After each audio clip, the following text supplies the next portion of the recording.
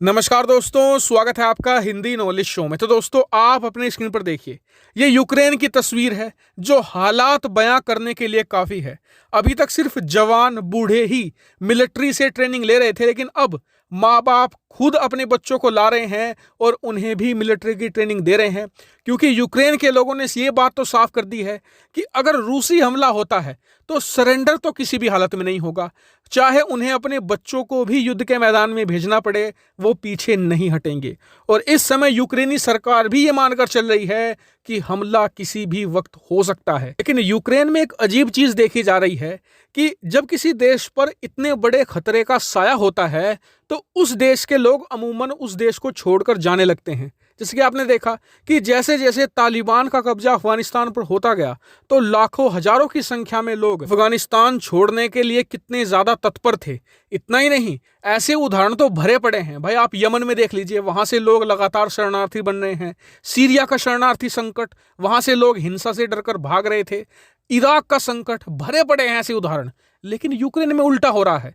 लोगों को पता है कि युद्ध होने की संभावना है, भारी हिंसा होगी, कि जाने जा सकती हैं। ऐसे में उनके पास बढ़िया ऑप्शन है कि वो यूरोप की तरफ रुख करें, लेकिन फिर भी वो यूक्रेन में डटे हुए हैं, यूक्रेन छोड़ने को तैयार नहीं है। उल्टा जो बूढ़े बुजुर्ग लोग हैं, ऐसी कड़कड़ाती ठंड में जहां पर हड्डियां जम जाएं, यूक्रेन की सेना से ट्रेनिंग ले रहे हैं। ये तो छोड़ दीजिए, माँ बाप खुद अपने 10-12 साल के बच्चों को यूक्रेन की सेना से ट्रेनिंग दिलवा रहे हैं। स्क्रीन पर आप फोटो देख भी सकते हैं। इससे ये बात तो साबित होती है कि इन लोगों में अपने देश को लेकर जज्बा है। हालांकि आप कमेंट करके बताइएगा कि आप इस चीज को कैसे देखते हैं। बात करें रूस की, तो रूस ने यूक्रेन की सीमा पर और ज्यादा मिलिट्री बढ़ा दी है। इतना ही नहीं, बेलारूस की तरफ से भी अतिरिक्त सेना की तैनाती बढ़ाई गई है। यूक्रेन की समुद्री सीमा के करीब ब्लैक सी में रूसी नौसेना युद्धाभ्यास भी बड़े लेवल पर कर रही है। यानी कि यूक्रेन को 3 तरफ से जो घेर रखा था, उस घेराबंदी को और मजबूत कर दिया है।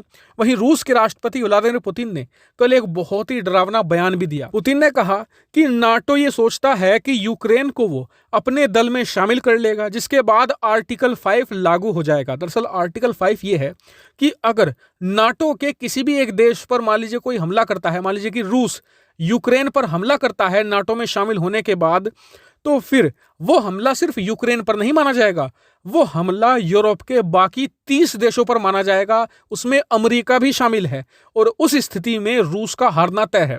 तो रूस के राष्ट्रपति ने कहा कि अगर हमें ये बात भनक भी लगती है कि यूक्रेन नाटो में शामिल होने जा रहा है और उसे आर्टिकल 5 के अंदर लाया जाएगा, तो हम नाटो को पलक झपकने का मौका भी नहीं देंगे और परमाणु युद्ध होकर रहेगा। जी हाँ, परमाणु युद्ध की बात रूसी राष्ट्रपति पुतिन ने पूरी दुनिया के सामने ऑन द रिकॉर्ड कल कह दी है। वहीं आगे फ्रांस के राष्ट्रपति के सामने उन्होंने ये भी जोड़ा कि परमाणु युद्ध ना तो फ्रांस के राष्ट्रपति चाहते हैं, ना ही मैं चाहता हूं।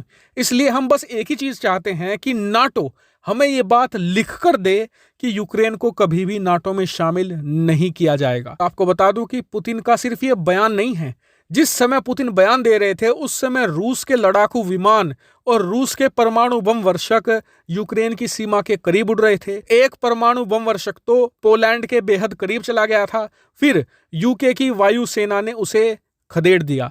लेकिन स्थिति इस समय बहुत ही गंभीर है। लेकिन एक बात तय है कि एक छोटा सा देश बेचारा यूक्रेन नाटो और रूस के बीच में पिसता दिख रहा है। हालांकि फिलहाल इस मामले से इतनी अपडेट थी। जैसे ही कोई नई चीजें निकलकर सामने आएंगी, मैं तुरंत आपको सूचित कर दूंगा। फिलहाल इस वीडियो में इतना ही। Thank you very much for watching video.